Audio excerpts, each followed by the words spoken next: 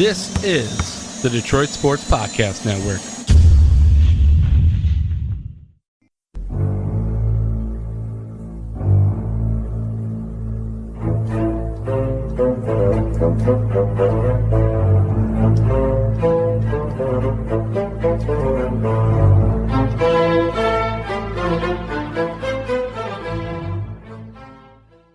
Welcome to the latest edition of Sundays with Dominic and Vito. I am your host, Vito Geronimo Churko, alongside, not my brother Dominic, he's not here, typically he isn't, but have two terrific guests with me. And it's a Michigan product and a Michigan State product. As in a guy that played football at Michigan State, and Greg Jones, a multi-time All-American, first-team All-American linebacker that would be, and also former Michigan running back, Tru Wilson. Tru, Greg, how are you guys doing? Good. All good, all good. Good, guys. I'm doing fantastic. It's I don't know if it's a lovely Sunday, with the coronavirus pandemic, but it's not horrible out here in Michigan. It's topsy-turvy all the time throughout the state of Michigan with the weather. But we're trucking along. We're getting through this pandemic and the quarantine. And I get it, guys. It's tough for everybody. It truly is tough for everybody right now. But I digress on that for right now. Before we kind of get into that and how COVID-19 has impacted sports and will moving forward as well, perhaps. Tru, I know you just made your decision to transfer to Northern Colorado. So I actually wanted you to start off here to reflect on your time at Michigan and what it meant to you. It was the toughest and the best 4 years of my life. I learned the most. I've just learned so much growing up, maturing these last 4 years, and I wouldn't trade it for anything. It was tough, and I made it through, and I feel like I made the most of my opportunity. I loved it when the fans, 100,000 plus the big house, truly the big house, would get behind you and chant Tru whenever you got the ball, man. I thought that was the coolest thing, like known to mankind. And it must have been such a cool feeling for you as well to have the fans, 100,000 plus fans behind you and chanting your name like that. It was awesome because, the big house is the biggest stadium in the country. And it's just such an amazing fan base, and to have that amount of people just behind you, it shows the support system you have at Michigan, and it shows just how amazing the fans are. And then we have a fella in Greg Jones along with us once again. Let's get him into the fray here now too, to talk about that U of M and MSU rivalry, in-state rivalry in the Big Ten East foes. And Greg Jones played at Michigan State, was a stud linebacker under Mark D'Antonio, now the previous head man, which is something to say, but it is the case now. And anyways, with that being said, I want to get you involved here, Greg, and have you reflect on that Michigan State rivalry, and also what it meant to you, Greg. Man, when I I'm from Ohio originally, so when I got to Michigan State, I'll be honest, I didn't really, the first time I didn't quite understand. But I want to say, my first time, that first game, my freshman year in 2007, which some know that as the little brother game or whatever you want to call it, which, was such a turning point for me. In my career and really the whole entire team as well too, including the staff for those 4 years that I was there, man. That was such a huge turning point. So the rivalry was really, really strong. I think it's going to continue to stay really strong and be one of the biggest rivals in college football. But it meant a lot, to be in that, to be a part of it. It was a lot of good players on both sides, if I'm being honest, some of which I played with in the pros on either side of the ball. So it was really cool to be a part of it, man. And it's a great rivalry. And I'm just happy that I was able to do my part each week. And now to you, Tru, what did the Michigan State rivalry mean to you?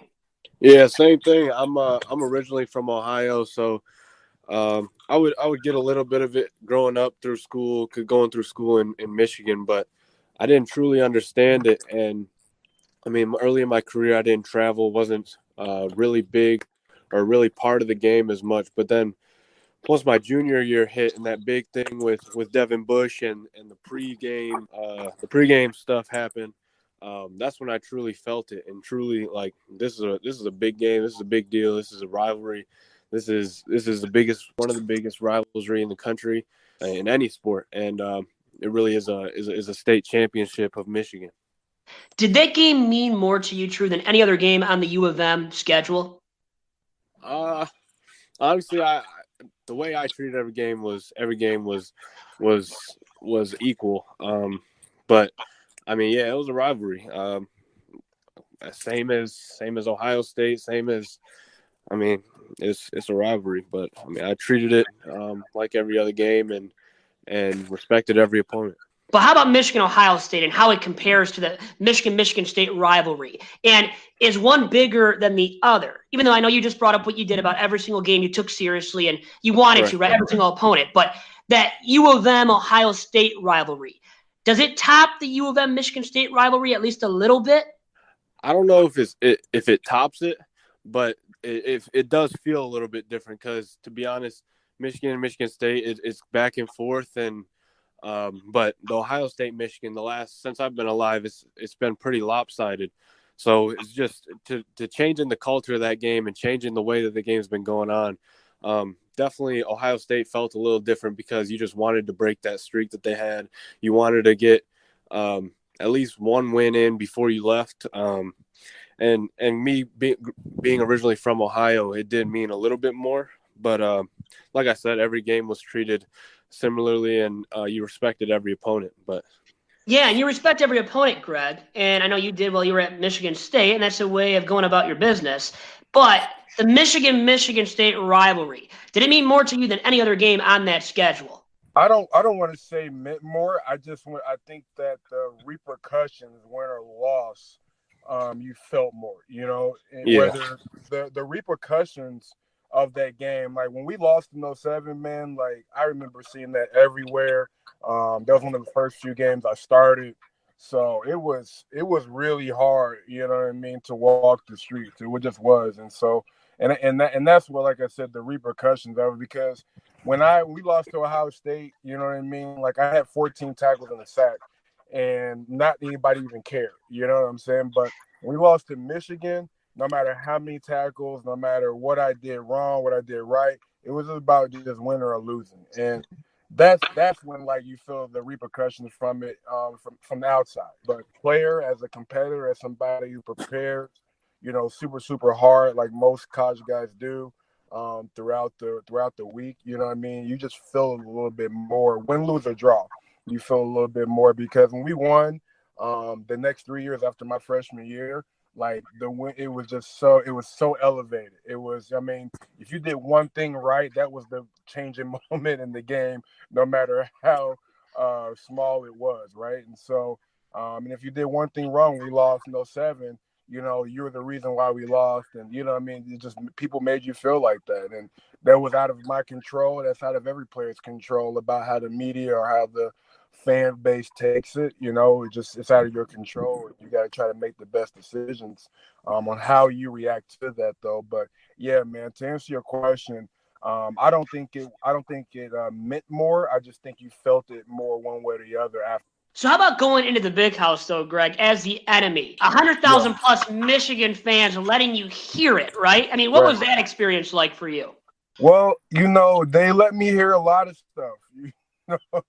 So, but I grew up in Cincinnati. It wasn't nothing, new that I haven't heard. I mean, most stuff was really comical to me, each year, but I was okay with it. I was used to it. I grew up in the city, Cincinnati, so it wasn't anything new to me at all. So how about for you, Tru, now? Going into Spartan Stadium, Michigan State fans letting you hear it. What was that experience like for you? Like I said earlier, with the stuff that happened pregame, that game was the biggest games of my career at Michigan with all the hype that led up to it. Like there was a lot of build up to that game. So yeah, you would hear it. A lot of it you'd get everywhere. So it was nothing new, something you had to live with, and either you could let it fuel you or let it break you. Well, how do you block it out then, Tru? I mean, kind of leading into that, how do you effectively block it out and don't let it beat you up? I mean, it's just some people handle those things differently, and I mean, it's different. If I feel like a fan, it shouldn't let you have that much of an impact on you because, I mean, you're the one that's playing, and a fan can really only do so much from the stands. I'm one of the guys that was pretty effective at blocking it out, so it was more laughable. And I think Greg too, same thing. It seems like for you, Greg, I mean, dealing with that aspect of it and being able to block it out effectively. And I kind of want to also get into this, guys. Now, Greg, you really didn't have to deal with it from when you played. You didn't really have Twitter or social media as much, and the impact being as heavy duty consistently day to day, where I know, Tru, you've had that with Twitter and social media channels aplenty. So how about dealing with that aspect of it as well? And with you, Tru, because once again, I know you dealt with that more firsthand, seeing some comments and some just vitriol and BS being spewed by the masses too. Right. It just depends on how you take it. I let it fuel me, and I mean, after the game, you get some fans, reporters, they let you hear it, whether you did good or bad. It was just one of those things that you have to deal with in this day and age. Sports are changing. Social media gives you a lot of access to be able to voice your opinion to players, whether they can see it or not. I mean, I've seen stuff, and I mean, I feel like I never really let it affect me, and it's better them talking about you than not. No, it's probably because you're doing something to impact the game positively for your own squad, right? You're doing something right that I think you're right there, Tru. And how about for you, Greg, with the vitriol online and with the kids nowadays that you end up coaching? You've coached that legacy. You've done other stuff in the coaching realm now too, and coaching up kids. And what do you tell them when it comes to the nonsense being spewed on social media? What I tell the kids, and even you, Tru, you know what I mean, as you're getting ready to go to the next level, the preparation that you put in each and every week has nothing to do with anybody else around you. It just doesn't. And so I think that would be like stepping such a big pothole of like, I'm about to prepare for this big game or whatever game I got or whatever scenario it may be. I'm going to prepare all week long for it. And then I'm going to wait to hear everybody's reaction. Like that isn't the way, you know what I mean? That's not what you prepare for. That's not why you're playing the game. Don't get me wrong. It is fun and everything, but you prepare, because you want to succeed. And so that preparation doesn't have anything to do with social media, fans, family, or anybody else has to say. And it really comes down to blocking everything out. And it might be harder now than previously because we're locked indoors at home with the stay-at-home order seemingly throughout every single state too. Tru? Yeah, absolutely. Everybody's on social network right now trying to look at the news, trying to get information, and right now, day and age is easier than ever. So some of it's positive, some of it's negative. Really, it depends on how big of an impact you make as the more people will talk. And guys, let's get into this now. COVID-19, the pandemic, it's deeply impacted everyone seemingly, right? Whether it be economically, socially, physically, mentally, you name it, and maybe all of the above. We're trying to get through it, but then there's no sports. We're guys that love sports. We love football deeply. And now it's possible where there's no football season during the fall. And for you, Tru, as a fifth-year player going to be at Northern Colorado now, and I read immediately eligible to play this season. And if that doesn't occur for you because of this coronavirus, what would that do to your psyche? I really don't know. I'm preparing like I'm about to play my first game the end of August, early September, whenever it is. I'm preparing for that. I'm just staying flexible, being like water, like Bruce Lee said, going with the flow on anything that happens. And really, my idea of this virus is everybody. 99% of athletes are at an even playing field, and you'll really see who the ones that are working, whoever's going to the field, whoever's doing their push-ups, whoever's making the most out of the time that they have, because they don't have school, they don't have most of the distractions or most of the day-to-day things that they usually had. So it's really going to see who prepared the most and made the most out of this time. So you're right. I mean, you have to keep working out, and it leads into this, Tru. What have you done to keep in shape for the upcoming football season? I've had access to weights and all that, so it hasn't really changed what I've been doing. Honestly, it's just not a blessing in disguise, but it's given me a lot of time to focus on myself, focus on my physical and mental health, and to be able to get my body and my mind ready for the season. Because I'm just ready to play a bigger role and ready to be farther away from home. I've never been far away from home before like this. So really, I'm just trying to prepare for everything. Greg, how weird would it be without football in the fall? Man, I really I hate thinking about it, and I know it's a possibility. I'm trying to stay like crazy optimistic right now, but it would be really, really strange, man. And I've been playing football since I was 8 years old. So to not have football 1 year, like, man, that would really rock me. I'm a football birth. You know what I mean? My birthday is always in October, October 5th, obviously. So yeah, like having that, not having a game for my birthday or to root for my team, man, that's just really, really tough. I know it's really horrible to even bring up this topic, but hey, like you said, Greg, there's a possibility. We got to discuss it. And then there's also this possibility of football being delayed until the spring of 2021, when football's never been played before, right? And it could be next year, though. I mean, what would that be like, you think, Greg, as we just speculate here and speculate aplenty, obviously? Well, I mean, I really I'm curious about, the other sports a little bit too, and on how tight things will have to run. I'm curious that like the players that are preparing, having to go without for so long, the quality of the game is what I'm really, really concerned about. That's on my mind the most, is where the quality of the game will be, the safety of the players. Because, you're able to prepare individually, but preparing as a team is a lot different. And, some guys don't do the same things, and bodies change and mindsets change. So I'm just really concerned more quality and the safety of the players, because you get out there with somebody that wasn't prepared or is not as prepared as they normally would be, that could lead to injury. So for me, in my mind, the quality of the game is what I would be, for me, the biggest concern. That would be my biggest concern.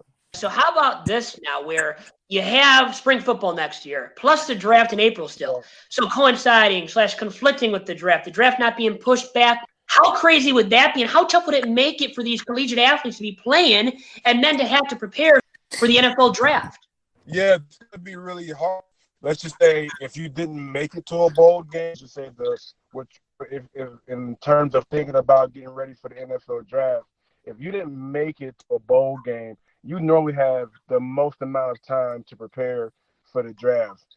But now that they're extending, like they're possibly doing extending the playoff schedule and adding more games, that shouldn't happen, because I would imagine you would want to try to stay in shape, as best you can, and really be able to recover and then go right back into training. But I mean, to go from football to getting ready to train and run a 40, because when you run a 40, in the NFL combine, that's not something you do every day in practice. You're doing football movements in practice. You're not doing different bag drills and running a 40 in the middle of practice or anything like that. Like maybe sometimes with your strength and conditioning coach, they're doing some tests. But as it prepared for the week, you're thinking about the game. You're not so much thinking about the draft a whole lot. So that would be really interesting to see who can recover enough time. It'd be really interesting to see who sits out, because that's still an option. Guys have high draft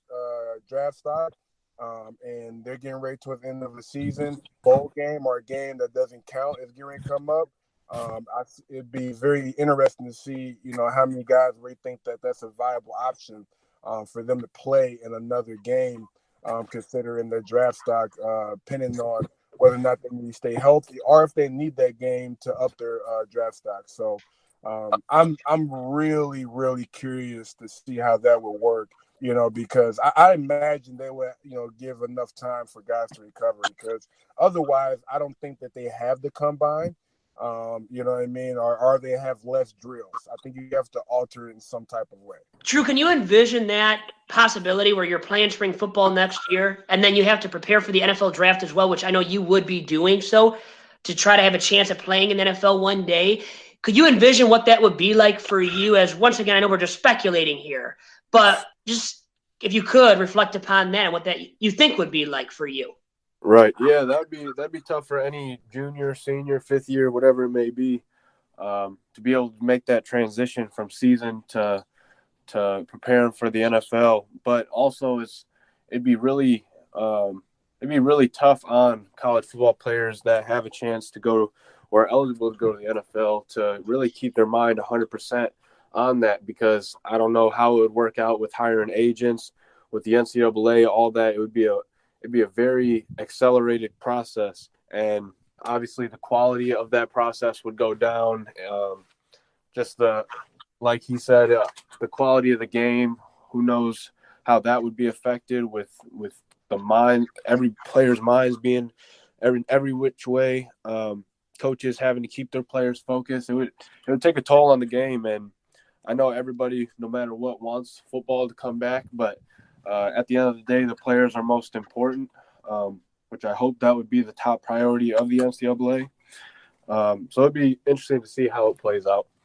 I mean, yeah, we all love college football. We want football. We want sports to return, and I want them to return ASAP. I'm a huge baseball dude. I love the Detroit Tigers. They're going to stink it up, by the way, this season, guys, which you probably already realized.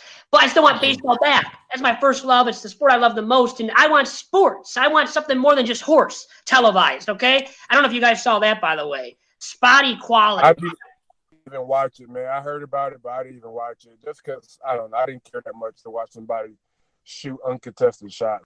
It's not the same, Trey. I don't know if you got the chance to tune into that. I mean, we're missing out on sports big time, and I guess we're desperate because they televised horse. Did you get the chance to tune into that? No, I didn't. I heard it was going on, but I didn't really make it a priority to watch it. It's just not the same. Not having an offense or defense or having people compete against each other. Yeah, I mean, we can play horse in our driveways. I don't need to see it televised. But, hey, anyways, I digress. It's back to college football and the sport and how COVID-19 has impacted it so far and could affect it going into the fall, guys, if there is a season.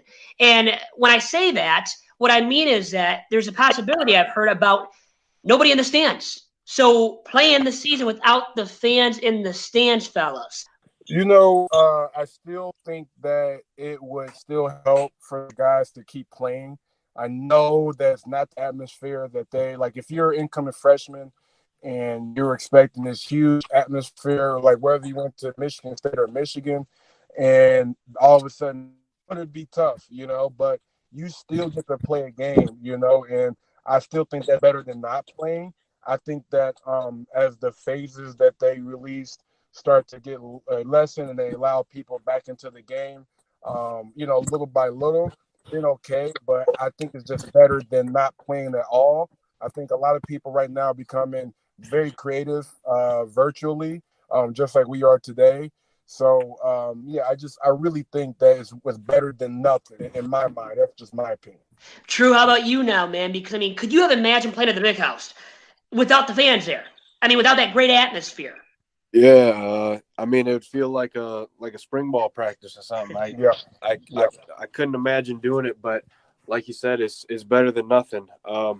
It would definitely ruin the whole home field advantage aspect of the game. But at the end of the day, it's about playing the game, and I mean, fans have the opportunity to cheer at home, but it's obviously not the same. But yeah, people are getting creative, and at the end of the day, it's just making sure the games are played and the sports return in some way. Now, Tru, how about having to wear a mask? You go onto the field and you have a mask while you're playing. What would you think of that, man? I don't even know. Like that'd be crazy to even think about. I couldn't even think about that happening. Everybody having to use some a visor, so they don't. I couldn't even imagine. It would change football. Well, hopefully it doesn't last forever, but it would change football. Greg, I've got to get your opinion on that too, because I think so. This is my opinion, by the way, too. If the sport comes back in this fall specifically, I think you're going to see no spectators more than likely, and I think there's a good now likelihood too. Each player has to wear a mask. What do you think that would be like, Greg, for the players? You know what? It's funny you say that. Not funny, I shouldn't say funny, but interesting you said that because I just read that Dr. Fauci, you know, who's the guy supposed to be leading this thing, said that testing would be available. They may not even need a mask. I think more so for the other staff, like camera crews, people in the medical, the trainer, stuff like that. But for those the players in the field, if they're getting tested and they have the antibodies, they already fought off the coronavirus, I don't know if they have to wear masks, you know what I mean? Because they're not going to pass it, they're not going to get it. But for the other crew or other people that may be there, or even the spectators that they allow, because they're going to allow somebody to be on the field or on the sideline, they're going to stand somewhere. They, without a doubt, need to wear masks. But players in the field wearing masks, I would hope they wouldn't do that because that restricts breathing. And it's different walking around with a mask, going to a grocery store, but playing at a high level for 60 minutes in a 60-minute game, like, I don't know if that's exactly ideal, but I hope they can find something better than every player having to wear a mask that restricts their breathing. Well, I mean, it's weird enough having to leave our homes, right, and having to wear a mask. Right. Being recommended to wear a mask. Right. And but if I could running full speed though, man, like and you run down on kickoff, play defense for 3 snaps, get on punt return, and then you're back on defense. Like, dude, in the mask, man, I don't know if I see that happening, bro. I'm just being 200%. That's just my opinion, though. It's gonna be crazy, but true. You go on. Yeah. To think about it, like, I've seen offensive linemen, defensive linemen in games. They got snot boogers hanging from their mouth. The mask, I don't believe, will be 100% effective. With how I've seen some of these guys, with how intense the game gets and how intense these players get, I don't feel like it will really make a difference to wear a mask or not with what I've seen from some of the players. Well, snots and sweat. I mean, you guys are all over each other, right? I mean, it's a violent sport. Right. There's contact every single play. So it's inevitable, right? Absolutely. And it just doesn't seem like I wouldn't think the mask is really realistic, but hopefully we can find something that'd be a little better. I hope so. I really hope so, guys. I can fine-tune it, get it ready for the fall. So we don't have to delay the season either until next spring. But, hey, anyways, a big newsworthy thing right now for the draft coming up this week, starting Thursday night with day one. 3-day event as it has been now for a while. And everybody's looking forward to it because there's nothing else sports-related to watch anyway. So we're all going to consume it heavily, too, and probably watch it all 3 days. And it'll be probably a ratings bonanza with that being said, fellas. But anyways, with you two being on, and Greg, you having been drafted before and conducting the draft preparation, going through all of that, the entire process, and talking about it now, Greg, could you have envisioned going through what these fellas have had to go through now for a virtual draft, a draft in which nobody will meet up with each other? Players weren't meeting with teams leading up to now. Everything was being conducted virtually. Could you have imagined how crazy that would have been for you in your draft preparation? The beginning part, for sure, like, that would have really been different. But the actual, day, when I got drafted, I got a phone call, and I was with my family. So that part, I probably wouldn't feel because I wasn't a huge draft pick round going. I wasn't expected to go in the first round, maybe second or maybe third. But I ended up going in the sixth. And I got a phone call. But yeah, dude, I really don't, the day of, I really don't see that being too different as far as the phone call deal. I do think it's something really cool to watch the guys who do go in first round to see their emotions stuff. I think that's amazing. All that hard work paid off. But the day of, I don't know, man. But the pre stuff, the interviews, that stuff, man, I really like that. For me, I got the interview with Andy Reid, I got to meet him. I just think you kind of, you miss that type of stuff. I think you miss, thinking about for some guys, they stay for a long career, and that's the city you live in, city, you kind of mature in, that, your wife and your kids grow up in. So I think you miss that aspect, getting to know the city that you're going to play in and live in. But yeah, I think, it was definitely different. It definitely feels strange for sure. How about you, Tru? Now, have you talked to your former Michigan teammates about their draft preparation, such as Donovan Peoples-Jones, Cesar Ruiz, Josh Uche, and what it's been like for them leading up to Thursday's NFL draft? Yeah, talking to some of the guys, I've heard them having little Zoom meetings or whatever the case may be, but they're in meetings just like we're in right now. It's just they have to do everything that they would have been doing if this wall wouldn't have been going down. It's a lot different. The thing that affects them the most, I feel, is some of the guys got to go to the combine and some guys weren't able to. So the pro day would have been a big deal for them. Yeah. Not having the pro day for some of them was huge. And I mean, I couldn't imagine not being able to do that and to show what they've been working for 2-3 months.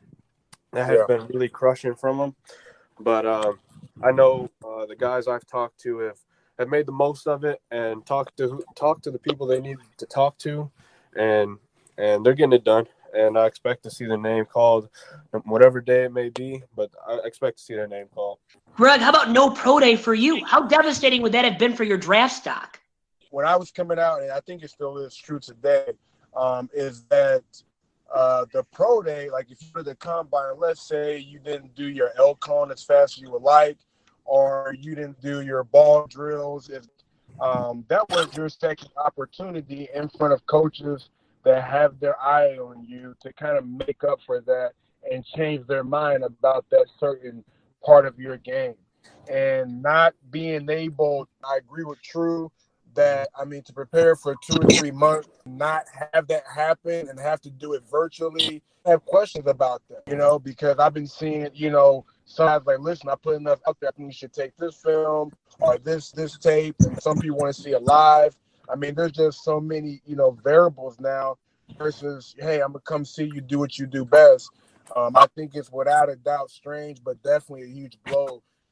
Well, especially the under-the-radar prospects, but even a guy like Tua, who might go real early, number 3 overall. Who knows, number 5 to the Dolphins maybe. Or like I said, number 3 to the Lions, or somebody trades up to get him at number 3 overall, or at number 5 overall with that Dolphins pick.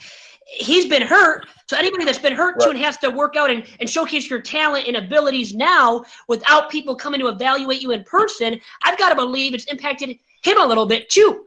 Think about that, guys, right? A guy like that, and I don't know if you got the chance to watch him, but I know there was that video that circulated online and all throughout social media, Tru, him working out and throwing passes and all that, but doing it virtually. Yeah, it affects everybody, and for especially an injured guy that didn't get to finish his season, he has to show that he's healthy and ready to play at the highest level of the game. Those draft picks, those high draft picks are millions of dollars worth of money, and they expect to produce, and they expect to produce early. So for him, it's affecting him tremendously. And I know that video circulated, and he looked healthy to me, but being healthy and being 100% aren't exactly the same. So yeah, the teams are going to have to take a chance, and I've heard different things, but I wish him the best and hope it all works out for him. Hey, Greg, so you said you met Andy Reid in a meeting. And, could you have imagined, what would it have been like for you if you would have met Andy Reid virtually through a Google Hangout, a Skype call, a Zoom chat? It would have been totally different, I would assume, right? So, that dynamic, Greg, and what it could have been for you if you were going through the draft preparation right now and the entire process leading up to the NFL draft and had the chance to meet Andy Reid like you did, but you met him in person. So doing it virtually now is what you would have done. It would have been so crazy in my opinion, how different it would have been for you. So weird because I don't think you get the best feel of what type of person he is virtually. He's a very in-person guy. When you sit in his office, you don't even sit, I didn't even sit on the other side of the desk. His office was so big, he was like, just come on this side, let's just me and you talk. And that's what we did, and we just talked, and you got to really get a good feel for him. But I think it would have been very, very hard virtually. I think, to not just even be able to show the respect of shaking another coach's hand. I think there's power in that. You got to know somebody by their handshake, and that meant a lot, So, without a doubt, definitely strange. Without a doubt, definitely different. And I don't know, if you just get that same feel. Well, that in-person communication and touch, there's more of a personal touch to it when you're in person with the other individual, I think, Tru? Yeah, absolutely. Like you said, just shaking another man's hand, you could tell a lot by just eye contact, firmness of the handshake, how they are. You could tell a lot by just a good handshake or a bad handshake, and just sitting down with somebody and being able to evaluate. Just even every little mannerism can tell a lot about a person, how confident they are in football, in themselves, and in the program that they're talking to. So, guys, like I said, so this draft this year going to be conducted virtually, the first of its kind. And Roger Goodell is going to announce the picks in his basement. Actually, in his basement, which is just so weird to me. But with the times, everybody's had to adjust, and the NFL is as well on the fly. So you have that aspect of it, and meaning you won't be able to shake the hand of Roger Goodell when you come across the stage. There used to be that, and not going to have that this year. So got to believe that is a lot different as well, Greg, for these first rounders that would have been walking across the stage and meeting Roger Goodell on Thursday night. Yeah, them meeting Roger Goodell, I think the fans getting to see that emotion, like I think I said that earlier, that means a lot. I mean, that's that time for fans to connect with their new star, and get to really, live that moment with them. That's part of it. That's part of building that fan base. So, and for the player, yeah, I mean, I can only imagine what that would have felt like. I wasn't able to do that, but I can only imagine what that feels like. And, it's a dream come true. And, to share that with your family and your loved ones, there's only just so much, that you can actually do virtually, but being able to do that in person, you miss that whole aspect. And I just really hope, that this is all done because I think, it robs guys of that dream that they have in their head of putting on that hat and shaking that hand and having that post-draft interview about how you feel, and whether it be tears or tears of joy or whatever the case may be. I just think that's such a big part of the whole process. And you're going to miss that this year. You're going to miss that. And there could be technical difficulties with Zoom, right? There could be a snafu. Without a doubt. And that's the part that I, even going back to the interview, that's the part that concerned me the most, is that you could be bouncing around, somebody could walk in you never know. Somebody could trip and, shut the whole thing down. You know what I mean? That happened to me at my Super Bowl party. My nephew just tripped on the wire and shut all my internet off. So, you know what I mean? Like, and that can happen, not intentional, but things happen, So, I just think that's just, you're going to have to deal with those things. And, I hope they have a game plan for it, though, one way or another. I mean, just even if you don't get the call, you miss the call, they send you email. I don't know. It's just strange. It's crazy. I mean, an email, a text. I mean, it's going to be so different. It could be so different. And then how about through the watching experience for us as fans, too, watching all of this happen? It's already a long night, even night one with just one round. So if there is that technological snafu, well, it's inevitable the draft will take even longer this Thursday night. Yeah, and there could definitely be a lot of things that go wrong. But, I mean, I feel like at the end of the day, the fans just are excited for some type of sports to be back, so they'll be watching all night. So who knows? The longer the better. Oh, I think it'll be a ratings bonanza. And guys, I know you've been on for a long time now with me, so I want to leave you both with this. If you could, for me, please, really quick here, put on your analyst hat now and evaluating the draft prospects and what you guys know about the players in this year's NFL draft. First with you, Tru, actually, too, on this one, because you played with some of the individuals who are in this year's NFL draft.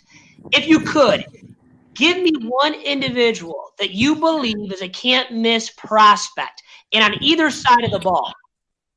I would say Josh Uche. Having played with him and watching him develop, seeing coming in with him freshman year, and knowing what he's been through, and knowing really, like I said, how he's developed. It's crazy how hard he worked and how he changed his body with eating, working out, everything. He has a mindset of a winner. He's a straight killer, and he's just one of the best defensive guys in the draft. And some team's going to get a steal out of him, and he's going to have a long career.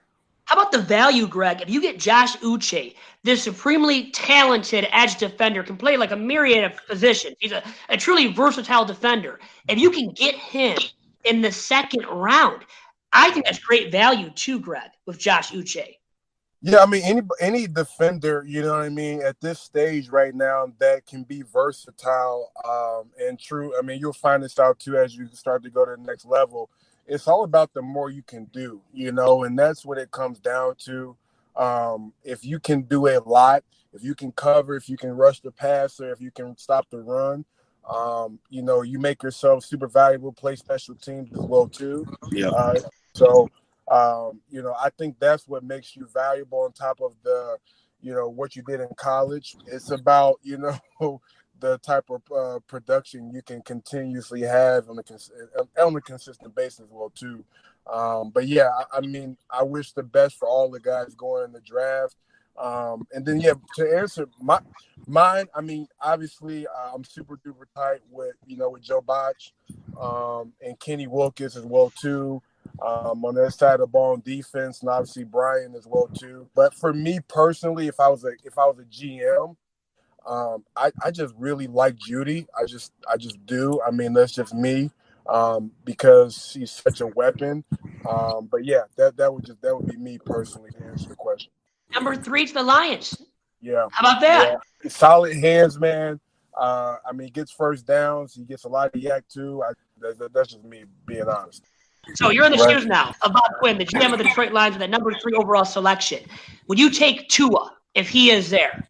I mean, we still got a lot of years still got a lot left with staff though, correct or no? We have a few more. This is more for the future, right? If you take Tua. Eventually, you're going to dump a lot of cap space with or be able to try to dump as much as you can with Stafford or getting traded, you know what I mean, to the highest bidder. And, you know, try to get to it prepared. I don't think it would be a horrible decision. I just think there's an argument to be made to put other weapons around Stafford as well too. So I mean, that's just me in general. Even though, like I said, I'm learning more about the Lions. I'm a Bengals fan naturally, but yeah, I for one, I can either you know take Tua and dump Staff, or put a weapon around Stafford and make them a little bit better and make team better. So it all depends how you want to look at that. Joe Burrow, baby, number 1. That's got to have you excited as a Bengals fan. Yeah, I know, man. Oh, I got to believe that's going to be an exciting selection for you guys as Bengals fans. I mean, Bengals Nation has to be elated that he's on the board there and you can get him at number 1 overall. Well, yeah, I mean, on top of the fact, I mean, he's an Ohio kid, you know what I mean, to start with. So, you know, I think that's really cool for him to come back home. I know I wanted to as well, even though it worked out for the best that I didn't. But yeah, you know, honestly, I think that he'll be a great pick. I think he's honest. I think he's ice cold a little bit too. He has that laser vision, and I love that. And he can hang with the rest of the guys, you know. True. Really quick now for you. Tua at number 3 to the Lions or someone else with that pick? Honestly, I think I like Matthew Stafford. I know the Lions need just some of those just game breakers on offense, but I think playing against like the Alabama guys, playing against the Ohio State guys, you see like the talent of them. So I wouldn't be mad with Okudah or getting Okudah and then getting a receiver next pick. This is a really deep receiver draft. So I don't think they could go wrong there. I would love Okudah. Well, I would love Chase Young at number 3. I'll admit it to you. So if you're going to take a Buckeye, I think you take Chase Young if he's there. Obviously, it looks like it's pretty darn inevitable he's not going to be there because he's going number 2 to the Washington Redskins. But if he falls, man, I mean, you got to consider him at number 3, and I think ahead of Okudah. True. Oh, of course. Having to chip Chase Young off the edge, like you see how powerful he is and how he's like a game wrecker for an offense. So, I mean, of course, take Chase Young, but I personally don't think he's going to be there. So what was that like, True, then? You got to tell us here, trying to block Chase Young off the edge. It wasn't really a straight block. It was more of just helping our offensive tackles. But, yeah, he had a look in his eye where he didn't let anybody stop him. But, yeah, my junior year, he had a good game. My senior year, he didn't do as much as he did my junior year, but he's definitely a guy you got to key in on. He's a straight up mauler, man. I mean, a game changer. And I think a guy you have to get, if he's there at number 3 for the Lions, Bob Quinn, better take him. But I think it looks like Jeff Okudah at number 3 for the Lions in this year's NFL draft. And fellas, with that being said, stellar stuff from both of you. Stay safe, stay healthy, and I hope to talk again soon. Absolutely. I appreciate you having us. And great stuff once again from Greg Jones and Tru Wilson.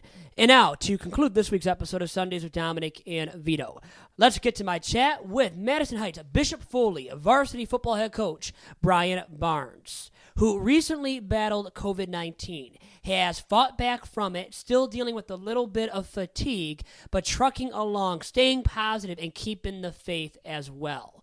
A great story from him that he shared with me on this week's episode. And without further ado, here is my interview with Brian Barnes. And here we go with Bishop Foley, football head coach Brian Barnes. Coach, how are you doing? Not bad, Vito. Just, kind of sitting here looking out my window, watching our late April snow showers. Little depressing, but it's kind of, peaceful at the same time, but I'm doing well. It's tough to watch this kind of weather, right? But like in Michigan, it's topsy-turvy. Anything goes in Michigan, unfortunately. We're battling something much worse right now, obviously, coaches, you know, too. And from a firsthand experience, unfortunately, battling COVID-19. So you went through it, you've recovered, and luckily you have recovered. And I love hearing that, Coach. We need more of those positive success stories about people recovering from the coronavirus. I want to get into this now with you. When did all of this start happening for you, where you realized that you were battling, at the very least, something related to COVID-19? About a month ago, and like everybody this time of year, though, right, you kind of have the sniffles, and you wonder if it's just allergies or you're dealing with, the changing seasons and the changing of the weather and whatnot. And, one night I woke up in the middle of the night and, had the chills and the fever, and I didn't want to be paranoid, and maybe it's a guy thing. I didn't want to go, wake up my wife or say, hey, holy heck, because who knows, right? And but my fever, got high enough, around 101, still with the chills, and I never really got the major cough that a lot of people got. And so I have my older sister who's, a phenomenal, she used to be a nurse and she's now an administrator at Henry Ford Hospital. I contacted her.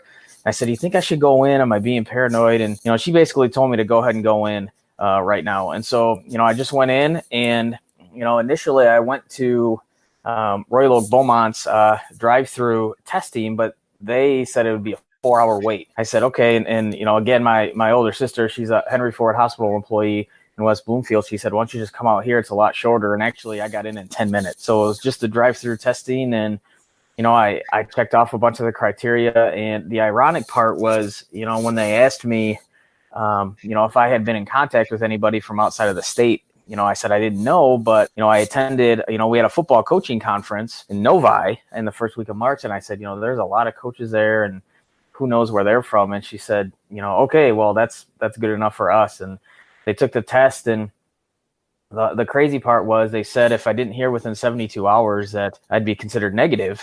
And so I hadn't heard anything. And so I was kind of feeling, all right, I just have something else. And I was going to lay low anyway, just kind of like everybody else. But, I was still feeling not so good. That scared me a little bit. It was in the middle of the night, walking to the restroom and, I kind of fell over and crashed into my wall, and that wasn't good. So the next day I really didn't get out of bed.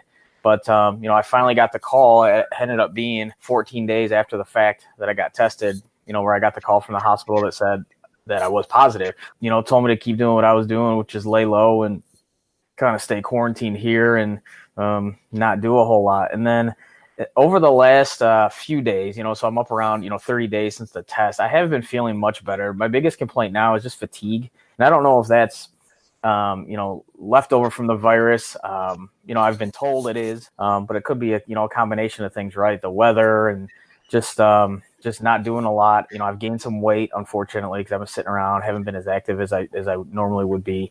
But I'm definitely better than I was a month ago. Now it's just kind of, waiting to, get over this little bit of fatigue, and so I can, try to be active again. So you received your positive test 14 days after. That should be happening, and that's scary to hear too. And you hear all these concerns and scary things about the testing and how people can't get tested or the results aren't coming out quickly for individuals. And hey, example A with you then. Absolutely. And, that's why sometimes, the numbers, might get skewed or, you get a spike one day in numbers. Well, that's because the state of Michigan is so backlogged with tests that it's just taking them a while to get the results for everybody. And, the ironic thing is, last weekend, I got a call from the Center for Disease Control just to kind of follow up, and they said, they were alerted that, I had tested positive and they wanted to follow up with my symptoms and, asking me some questions for their data. And they talked about, my wife and I have 3 daughters and, I said they haven't shown any symptoms. Thank God, they're fine. They've been active and doing quite well. And I was told for their purposes that everybody in my household is considered positive for COVID-19. So I don't know if necessarily that counts to the overall, statistics that if somebody in one household has it, they just assume everybody in the household has it. But I thought that was kind of interesting that, on their end, my family is considered positive. Well, yeah, and then not enough people are getting tested. We hear about that all the time too. So, really, the test results are underreported. The positive test. So we hear about this huge number, and it's already huge in Michigan and throughout the country. The U.S. is, way up there, unfortunately, right now. And you have a hot spot here in the state of Michigan, in the city of Detroit. So it's real bad in Wayne County. But it could even be worse if more people were tested.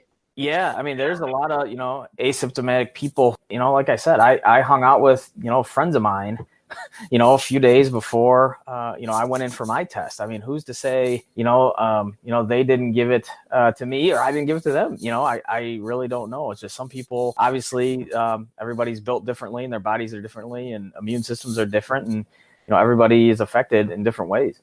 And you said you were at a football coaches conference too, right? That's an all day, all weekend kind of excursion. This was at the Sheridan Hotel in Novi. The Glazier Clinics put it on and it's pretty awesome, but it's, all the local or, anybody, high school football coaches in the state are really, they can come from all over the country if they wanted.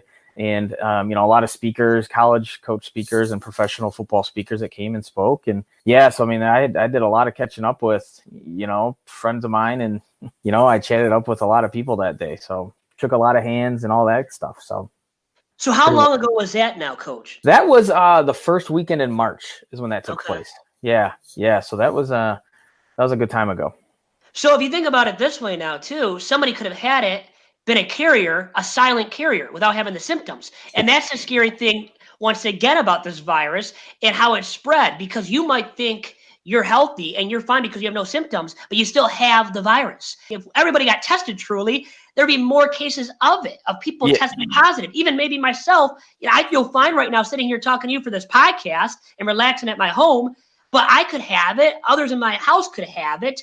And, same thing with you, like you said, with your family being assumed to have it. Others might have it out there that don't show any symptoms once again. So it's all kind of freaky how that could have been at that coaches conference, too, where individuals could have had it without knowing and then spread it subsequently to you and perhaps to others. There's so much uncertainty still and things changing hour to hour that who's to say I didn't get it? From one of my daughters was I dropped her off at a birthday party. This was the Saturday before I got tested, and come to find out, a relative of somebody who was at the birthday party tested positive. Who's this? Who really knows? Who really knows? Which, like you said, is kind of the scary and very uncomfortable thing about it. There's so much uncertainty surrounding so much of the virus. And then, but for you, can you speak to others out there who are battling the virus right now? What is your word of advice or your words of advice to those right now who are dealing with the virus and feel down and out because of it too? When I talked to, like I said, the nurse from the CDC and gave her some of my symptoms, I mentioned how, one of the major symptoms I had was like a depression, like feeling depressed. And I'm sure a lot of people feel that way anyway, but she told me that that's not uncommon, that she's talked to a lot of patients or a lot of, people that have it that gave that symptom of depression. And so it's very easy, if you let life in general, right? But if you let this get you down, it's very easy to stay there. And so I just, as I've gotten older, I've just chosen to take a positive route with anything and believe that things are going to get better. Part of that is my faith. I don't believe this is everything, and I believe there's a light at the end of the tunnel.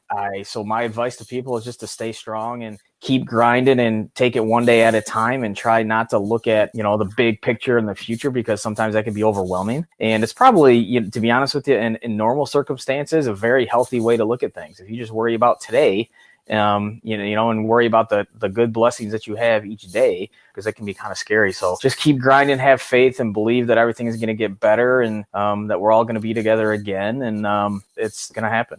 And I know Brian Barnes is a hugely positive guy. I know that's the case for you, Coach. I mean, I see the Fist Bump Friday, and it is a Fist Bump Friday, too, for all of us as we're recording this podcast together here, Coach. So happy Fist Bump Friday, and to all of you out there, and stay positive despite the craziness and uncertain times. And I know it's easy to be down and out, but we have to try to stay positive. And I think it's easier, Coach, if you have faith.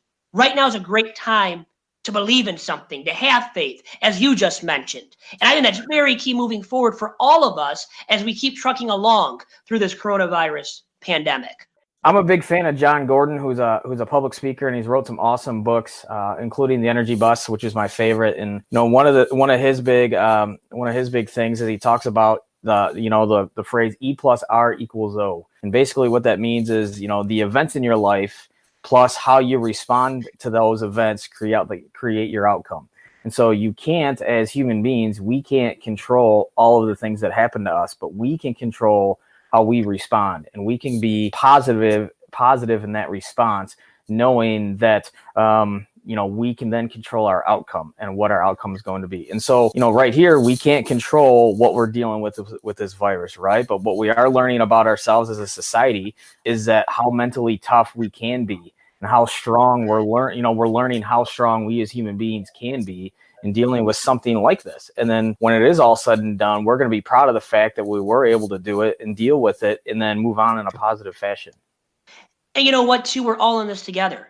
It's easily said and frequently said right now, but it's true. And if we come together collectively, regardless of what side of the political aisle you're on, no matter your race or anything out there, if we all come together, we can defeat this virus, I think, in a more effective fashion, meaning more quickly, too, more than likely. So we have to understand that as well, Coach. And I think it's something that you're already well aware of, as you just noted, too. It's the ultimate moment for our society to come together. I mean, in my lifetime, the only thing I can really compare it to is our experience with 9/11.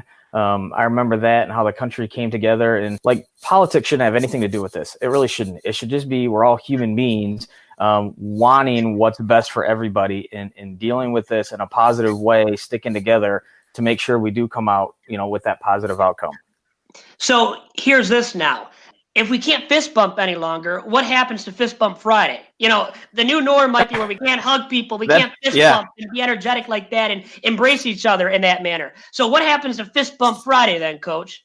Well, what's funny is one of my close coaching friends on my coaching staff, Danny Goff, he's stationed in Hawaii for a while because he's a former Marine. I can't remember what it's called. He's going to be mad at me for not remembering it, but it's basically like the hang loose sign.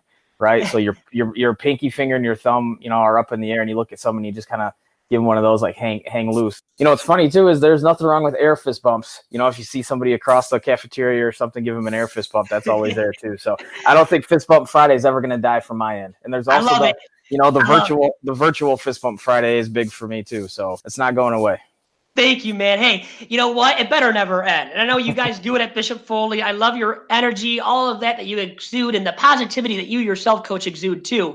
And I want to be positive, but it's hard to be when you're talking about high school sports in the state of Michigan and how all the sports have been canceled for the spring. The winter sports were suspended, aren't going to be finished. And now you look at the fall, and because of the uncertainty, we don't know if your sport that you coach at Foley, football, is going to happen. Would love for it to happen, but because of this virus and the uncertainty surrounding when it's going to officially wash away, per se, we don't know if we can play football or in the way that we used to. And what do you have to say about that? And how scary is it for your players with the football season coming up? First and foremost, my heart breaks just like everybody else does for anybody that's lost a loved one, anybody who's lost a job, anybody who's been affected negatively by this virus. My heart breaks also for kids that are missing out on a bunch of memories, playing a spring sport and hanging with their friends and finishing up senior years of high school or college, for example. My heart breaks for all that. And so, one of the things we talk about as coaches is that our sport, is supposed to be an extension of the classroom. And really, a lot of times, our sports teach kids a lot of life lessons, and which is the big reason why we do it. And I think one of the greatest lessons that this virus might be teaching everybody is that life is not fair. It's hard and it can be unrelenting. And so, with that, it's an unfortunate, hard, thing to learn, but it's true. And so, with my football guys, I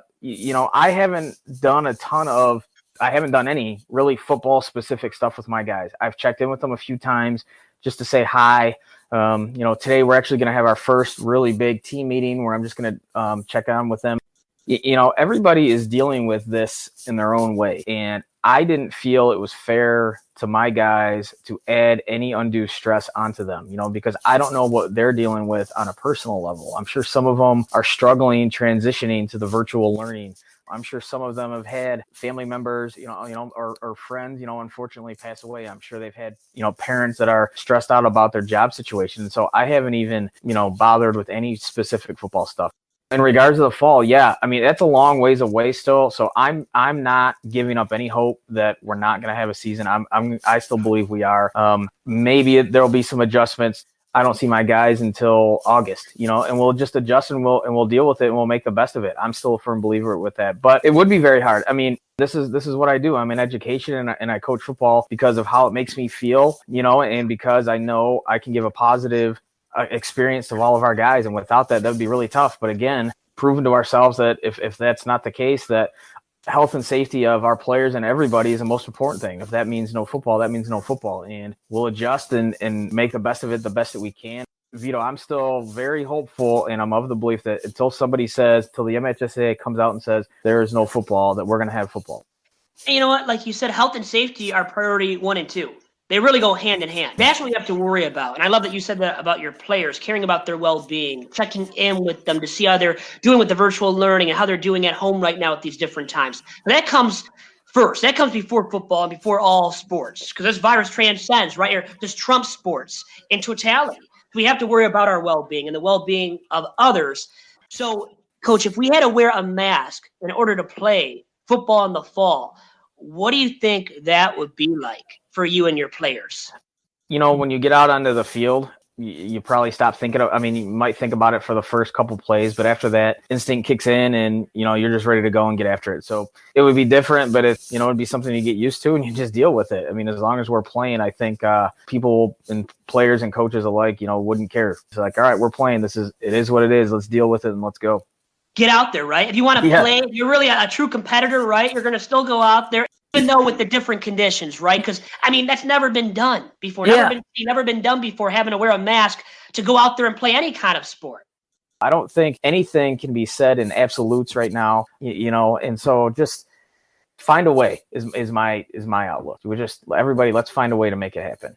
And everything is still uncertain once again, going back to that and changing by the moment. I think you said that yourself, Coach, earlier. So we got to keep adjusting on the fly. And it's hard to do so at times, mentally and physically and emotionally, socially, you name it. But we have to keep trying our best to do so. And most importantly, trying our best to stay safe. And that's what it comes down to for me right now. With my family and I, we're trying to stay safe over here in Clinton Township. You're trying to stay safe, and all throughout Michigan, all throughout the country, all throughout the world.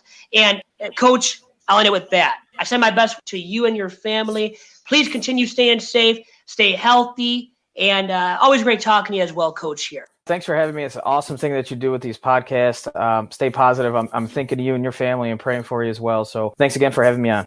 And thanks once again to Greg Jones, Tru Wilson, and Brian Barnes for all joining me on this week's edition of Sundays with Dominic and Vito. Hope you guys all enjoyed it, and also want to remind all of you to remember, follow the protocol, follow the recommendations from the CDC. It is vital for your well-being and all of ours as well. Guys, keep staying safe, stay healthy, and I'll talk to you again next week for another fresh edition of Sundays with Dominic and Vito. Have a great day, a great week, and I'll talk to you again soon. Bye-bye.